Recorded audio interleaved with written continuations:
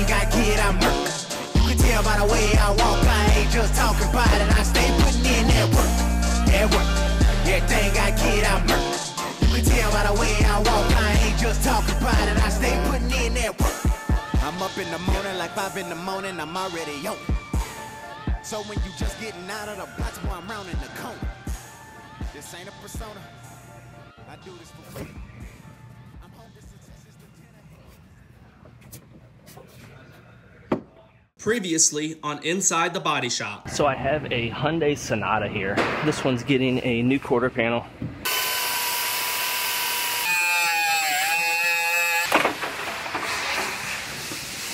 And I'm gonna cut through both layers at the same time on all 3 joints.